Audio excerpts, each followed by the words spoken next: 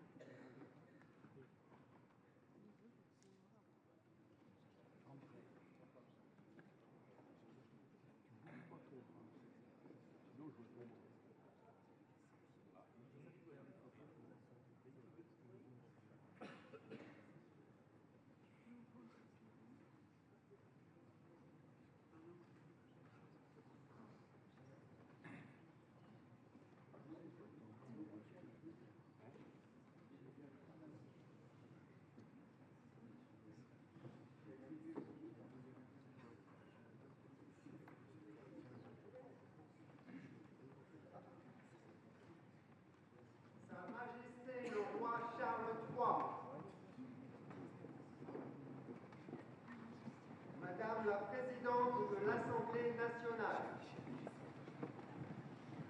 Monsieur le Président du Sénat,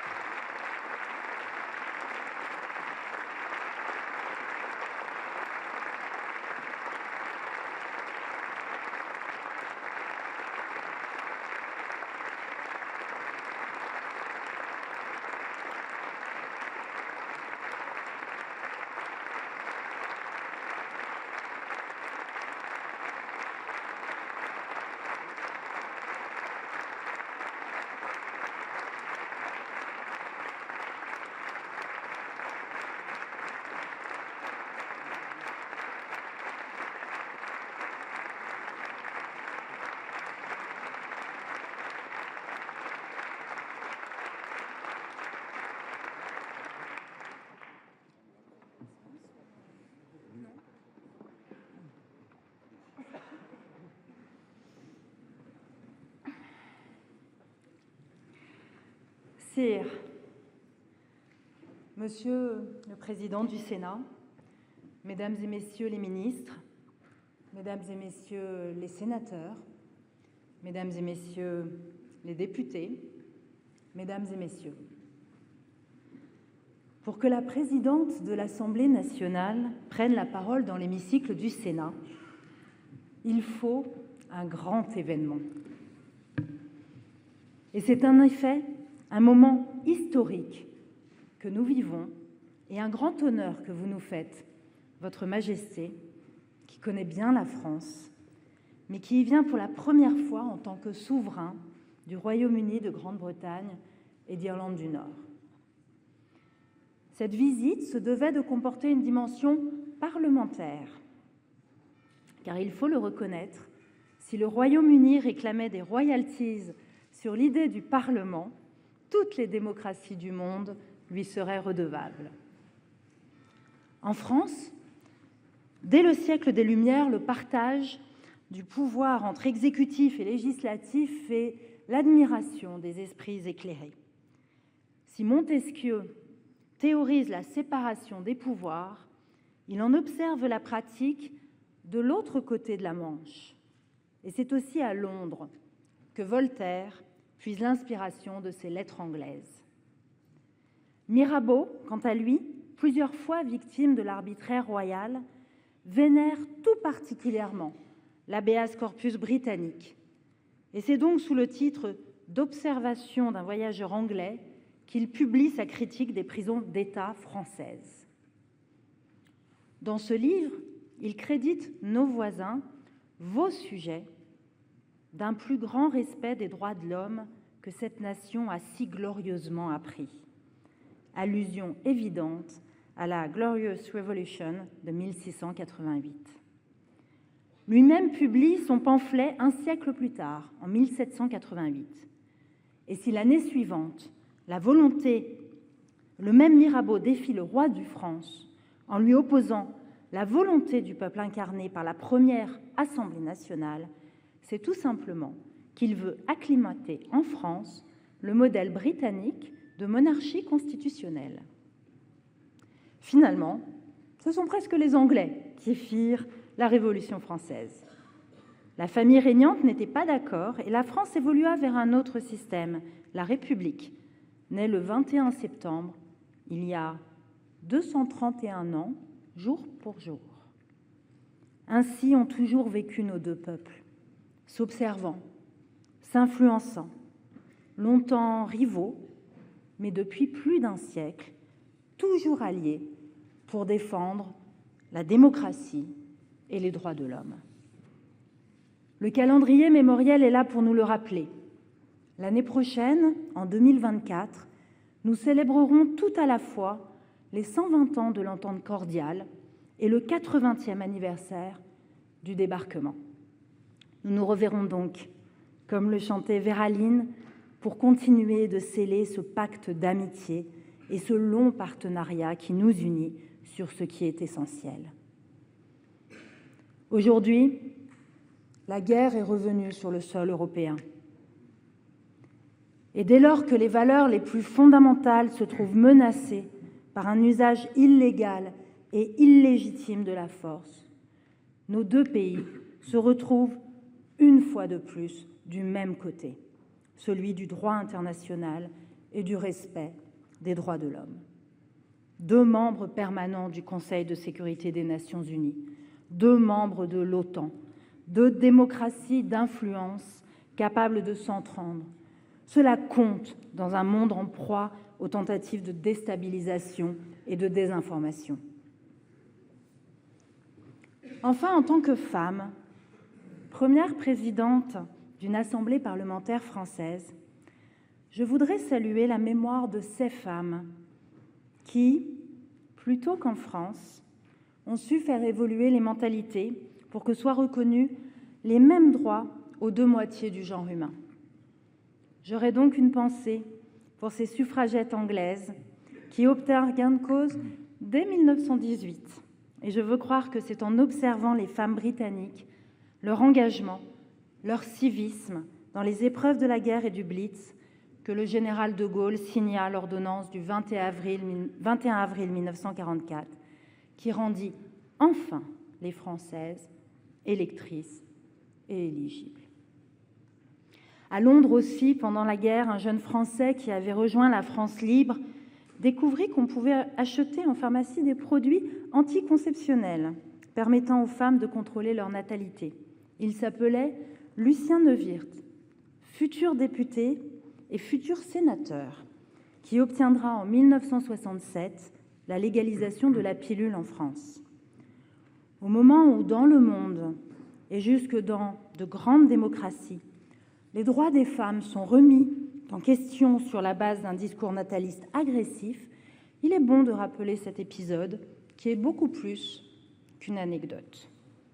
La liberté ne se segmente pas. On est libre ou on ne l'est pas. Et nous voulons l'être dans toutes les dimensions de la vie. Sire, nos deux démocraties continueront d'avancer ainsi vers notre idéal commun de liberté et de respect de la personne humaine. Chacune à son pas, chacune à sa manière, mais toujours main dans la main quand il faut être ferme. Ainsi, je sais qu'ensemble, nous avancerons et ferons avancer le monde sur la préservation de l'environnement et de la biodiversité, cause pour laquelle nous savons votre investissement personnel depuis votre jeunesse. Sur cet enjeu majeur, sur cette grande question du millénaire, Marianne et Britannia resteront deux sœurs.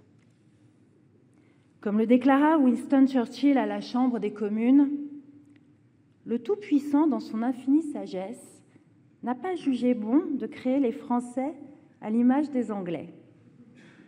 Et il disait aussi « La France et la Grande-Bretagne ont trouvé le chemin de la liberté par des voies bien différentes.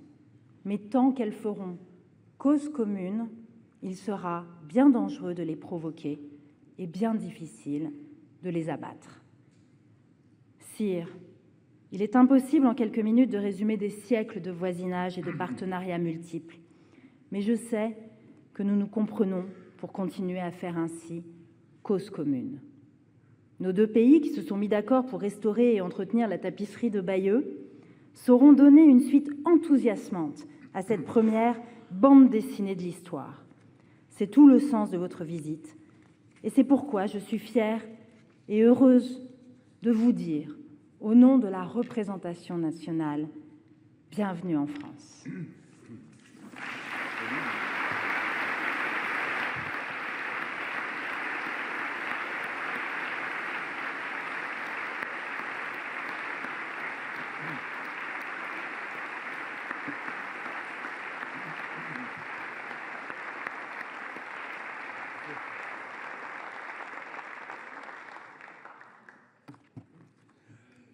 Madame la présidente de l'Assemblée nationale, monsieur le secrétaire d'État aux Affaires étrangères, au Commonwealth et au développement, mesdames et messieurs les ambassadeurs, mes chers collègues parlementaires, sire, c'est un moment inédit que nous fait vivre votre Majesté en nous faisant l'honneur de s'adresser dans cet hémicycle du Sénat à la représentation parlementaire française. Pour la première fois dans l'histoire multiséculaire de nos deux pays, un souverain britannique va prendre la parole devant le Parlement français, réuni dans sa composition bicamérale et dans sa diversité politique. Vous me permettrez de souhaiter la bienvenue à la présidente de l'Assemblée nationale et à vous tous, chers collègues députés, qui siégez aujourd'hui parmi vos collègues sénateurs. J'ai le plaisir également de saluer les membres de la Chambre des communes et de la Chambre des Lords qui se sont joints à nous ce matin.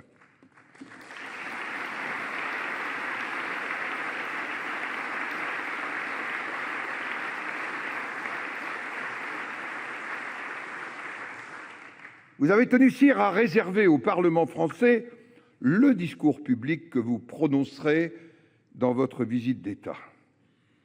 C'est dire l'estime nouée entre la plus ancienne des nations parlementaires, le Royaume-Uni, et le parlementarisme français. De l'habeas corpus à la Charte des droits, le Royaume-Uni a ouvert la voie au parlementarisme moderne. Il faut avoir assisté comme Chateaubriand aux séances du Parlement britannique pour s'exclamer dans les Mémoires d'outre-tombe, je le cite, « La liberté contenue dans les limites de l'ordre semblait se débattre à Westminster ». Fin de citation, Chateaubriand. La démocratie parlementaire est, j'en suis persuadé, le plus sûr antidote pour juguler les passions politiques.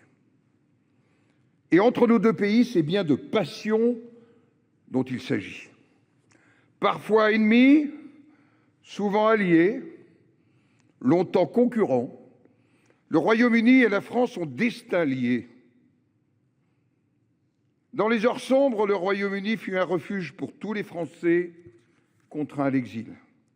Il fut même un temps, en juin 1940, où la capitale de la France s'était en quelque sorte transportée à Londres pour édifier ensemble une digue commune au totalitarisme et à l'empire de la brutalité.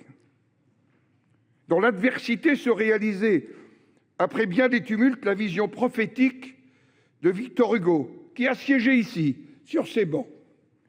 L'Angleterre, toujours, sera sœur de la France, écrivait Victor Hugo. Aujourd'hui, alors que nous nous apprêtons à commémorer au printemps prochain le 80e anniversaire du débarquement en Normandie, le destin du Royaume-Uni demeure intimement lié au continent européen. Le Brexit, sire, n'y a rien changé. Votre nation est un acteur primordial de la sécurité en Europe. Le Royaume-Uni et la France, deux nations de tradition militaire, dont l'une, la vôtre, n'a jamais été envahie, sauf par Guillaume le Conquérant, Français avant l'heure. Oui, le Royaume-Uni et la France se sont à de multiples reprises éprouvés, mais toujours respectés. Depuis l'entente cordiale, il y aura bientôt 120 ans, elles se tiennent côte à côte. Elles sont aujourd'hui fidèles à leur vocation, en se portant au secours de l'Ukraine, agressée et meurtrie. Vous avez choisi, sire, comme la reine Élisabeth II, lors de sa visite d'État en 2004, de vous rendre au Sénat. Au-delà du respect porté à la reine, dont je tiens à saluer la mémoire, nous voulons y percevoir un hommage au territoire de la République, que les souverains britanniques ont si assidûment parcouru et que le Sénat représente. Un hommage à cette diversité de territoires et de paysages, dont la préservation vous tient, sire, tellement à cœur, et qui constitue l'une des grandes causes de notre temps. Les collectivités territoriales de nos pays, au travers notamment des communes, ont noué tant de relations entre elles. Elles sont le socle le plus solide de notre amitié. À travers les territoires se forge le génie d'une nation. Cette idée n'est pas mienne. Elle provient du plus français des historiens britanniques, Théodore Zeldin, dans l'Histoire des passions françaises. Et concédons-le à notre fierté nationale. Il faut bien un historien britannique de grand talent pour réussir à décrypter les méandres des passions françaises. Sire, rares sont les pays européens qui, comme le Royaume-Uni et la France, ont préservé une même aspiration à considérer le monde dans sa globalité et tisser autant de liens de solidarité avec les pays les plus vulnérables. Avec un constat partagé. L'exacerbation des fractures nord-sud ne sert que les ambitions de puissance des gouvernants qui les attisent. Le néocolonialisme est le fait d'États prédateurs et non des colonisateurs d'hier. La France et le Royaume-Uni disposent des ressorts nécessaires pour proposer un autre horizon, des coopérations équilibrées, la sécurité, un développement qui soit durable et une attention particulière à la jeunesse de ces pays. Le moment me semble venu de rassembler les grandes familles du Commonwealth et de la francophonie pour qu'elles forgent une ambition et un langage commun. Ce que préfigurait avec humour le général de Gaulle, qui se confiait à Winston Churchill, et je le cite, « Plus vous progressez en français, et plus vous comprenez mon anglais. » Cette formule me va assez bien aussi pour mon anglais.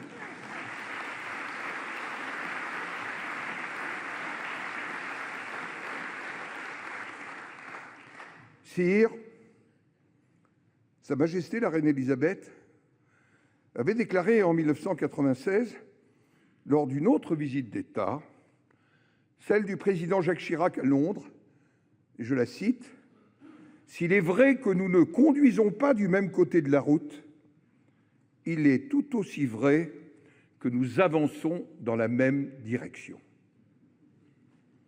De ce trait d'esprit, qui nous paraît à nous, Français, si typiquement britannique, so British, nous distinguons une vérité essentielle. Nos chemins peuvent être différents, ils divergent même parfois, mais par une constante qui défie les règles de la logique et de la géographie, de Londres, il nous ramène toujours à Paris, et de Paris à Londres. Ainsi s'incline le cartésianisme français devant l'humour et l'esprit britannique. Sire, maintenant, à travers les parlementaires réunis, c'est la nation française tout entière qui vous écoute. Merci.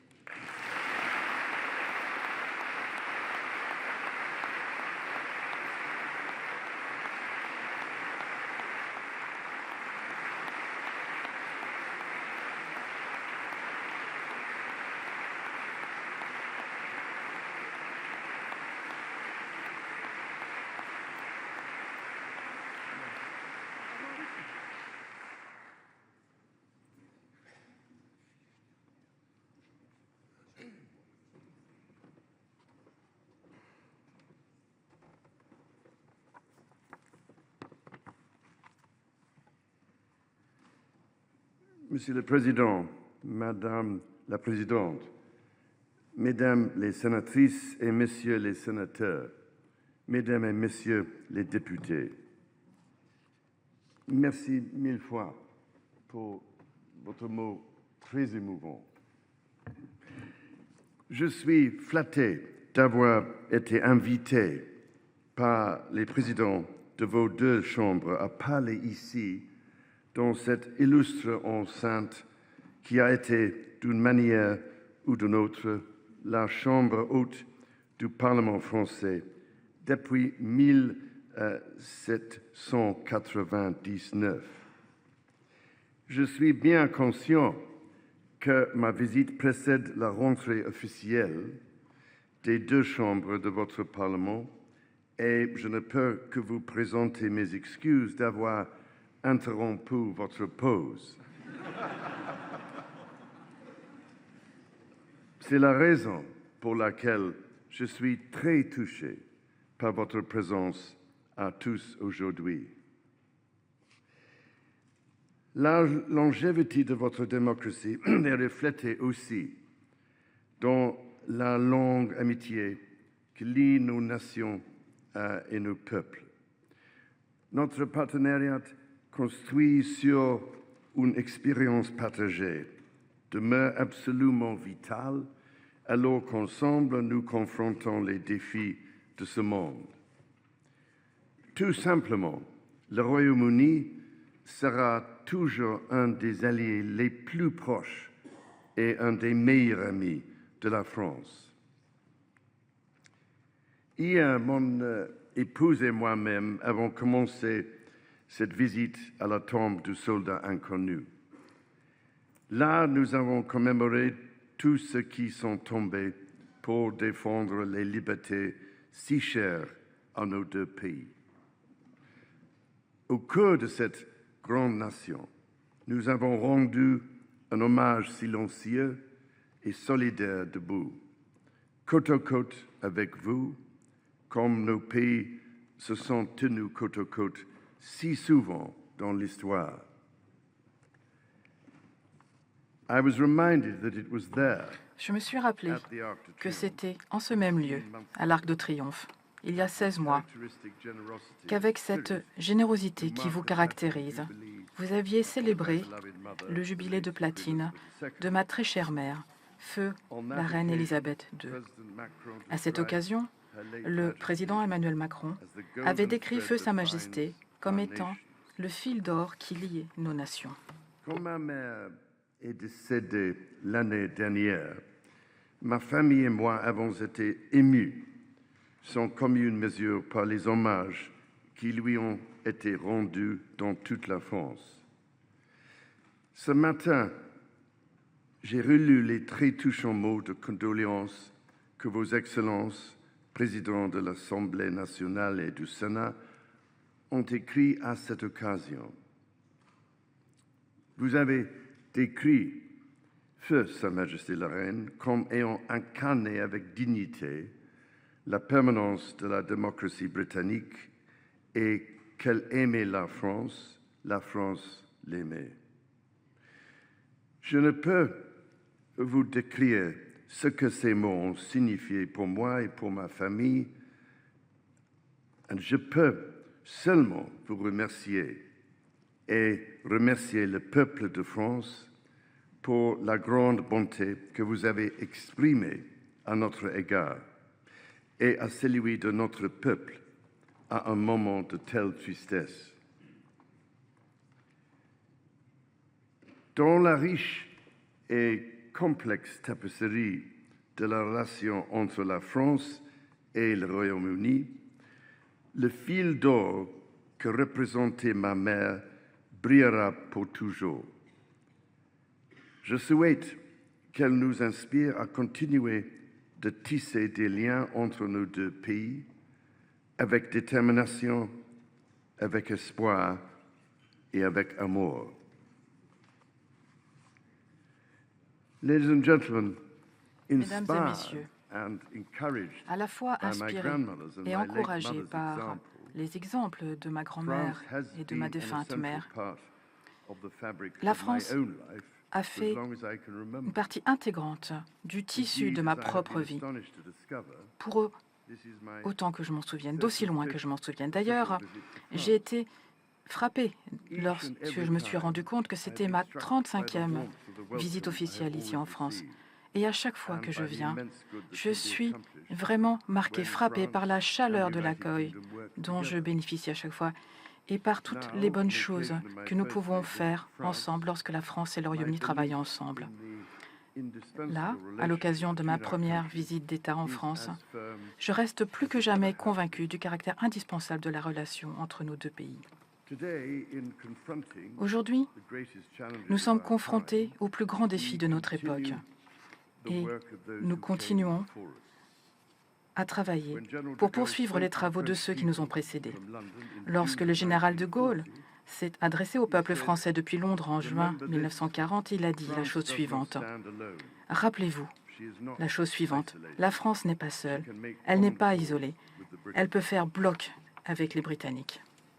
De Gaulle avait raison de croire en notre alliance. 2 jours avant l'appel du 18 juin, le gouvernement de Sir Winston Churchill avait proposé à la France une union politique indissoluble qui aurait permis aux deux peuples de continuer à se battre pour la justice et la liberté en tant qu'un seul pays. Et 2 mois seulement après cette radiodiffusion historique, mon grand-père, le roi George VII, portant fièrement l'insigne rouge de la Légion d'honneur, a rejoint de Gaulle à Morvolkamp, à côté d'Aldershot, afin de passer en revue 2500 soldats des forces françaises libres.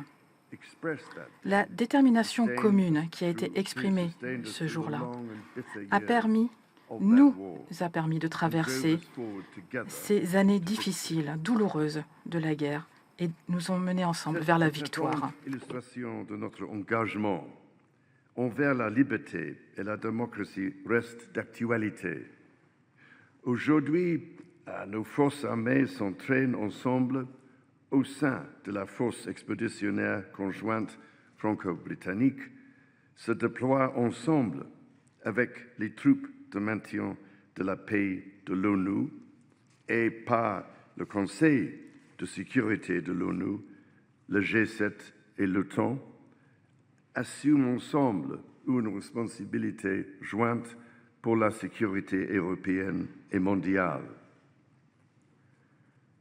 Aujourd'hui, plus de 80 ans depuis que nous nous sommes battus côte à côte pour la libération de l'Europe, nous faisons face encore une fois à une agression injustifiée sur notre continent. Notre détermination et notre alliance sont plus importantes que jamais. Ensemble, nous nous tenons aux côtés du peuple ukrainien avec une solidarité résolue. Ensemble, nous sommes inébranlables dans notre détermination que l'Ukraine triomphera et que nos libertés si chères l'emporteront. Ces événements terribles ont une fois de plus montré combien tant de choses qui nous sont chères sont fragiles. Alors que nous faisons bloc face à l'agression militaire, nous devons ensemble œuvrer afin de protéger le monde de ce défi existentiel, le plus grand défi de tous, à savoir le réchauffement climatique, le changement climatique et la destruction catastrophique de la nature. A dit si sagement, pour la majeure partie de l'histoire, l'homme a dû combattre la nature pour survivre. Dans ce siècle, il commence à comprendre que pour survivre, il doit la protéger. Cette vision est encore plus pertinente en ce 21e siècle.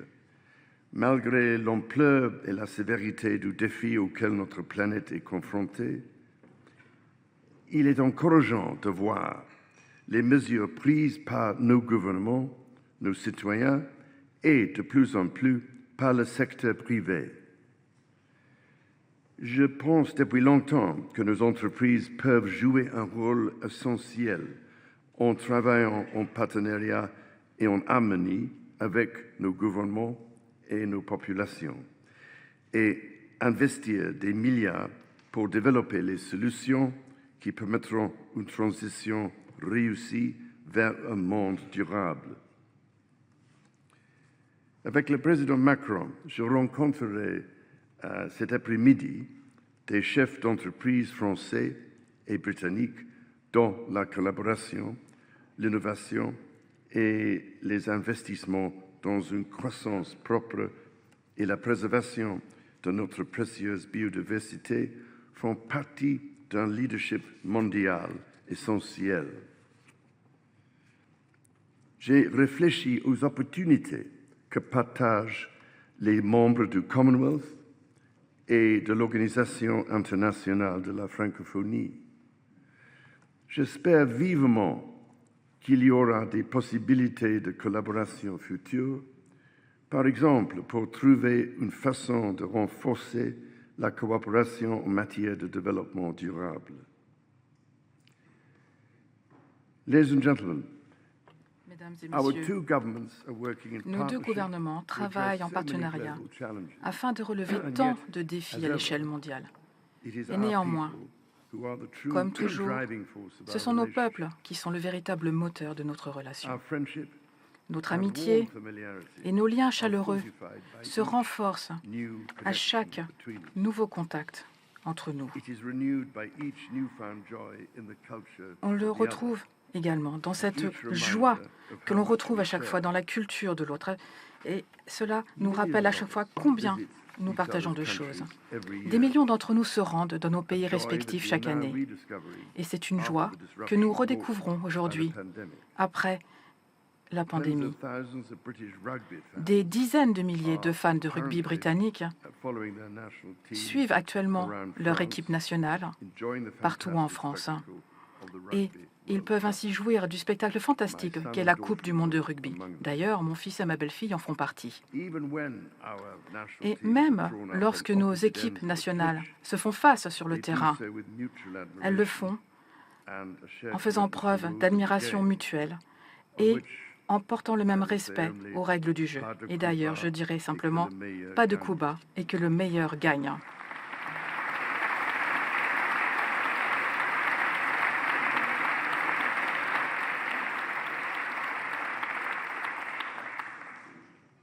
Et bien entendu, il y a des centaines de milliers de nos concitoyens qui ont décidé de s'établir de façon permanente dans nos pays respectifs.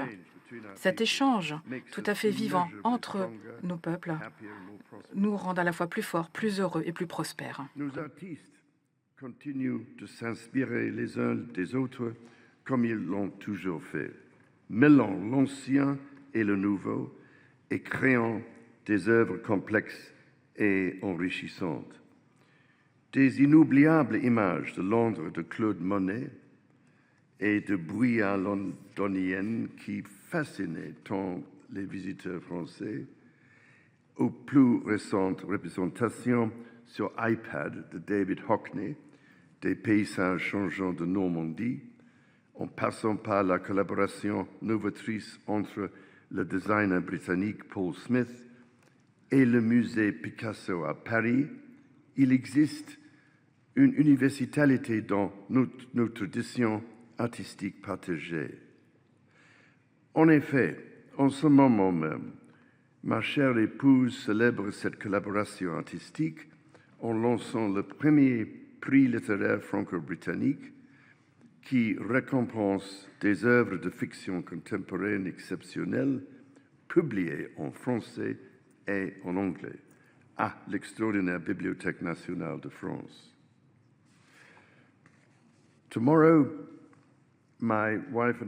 Demain, mon épouse et moi-même nous rendrons à Bordeaux, la première ville jumelée avec une ville au Royaume-Uni, Bristol. C'était en 1947.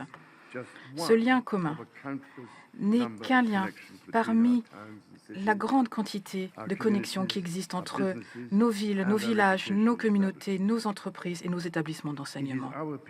Ce sont nos peuples qui, grâce à toutes ces actions menées communément, qui écrivent chaque nouveau chapitre de notre histoire afin que nous puissions léguer aux prochaines générations un monde plus prospère, plus sûr. Et les jeunes doivent donc être au cœur de nos entreprises communes.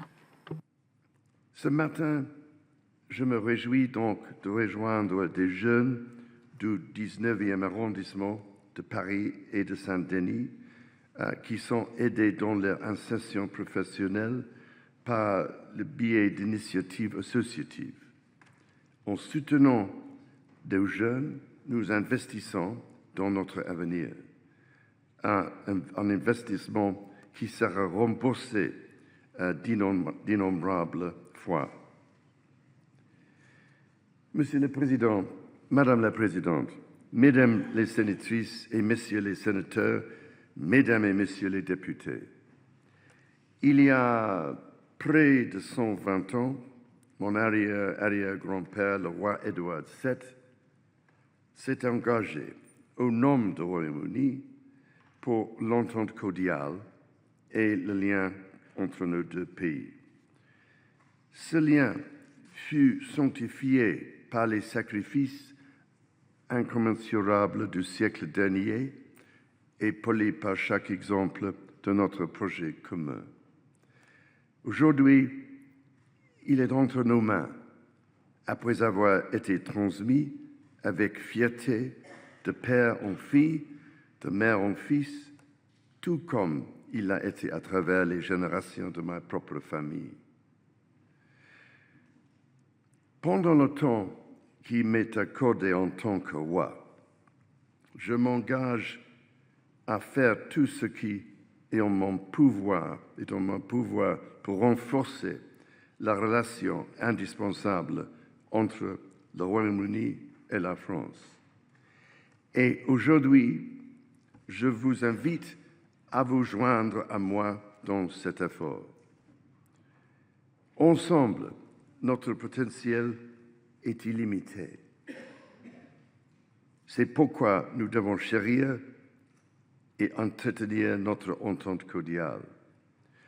Renouvelons-la pour les générations futures afin qu'elle devienne, je le propose, également une entente pour la durabilité, pour répondre plus efficacement à l'urgence mondiale en matière de climat et de biodiversité.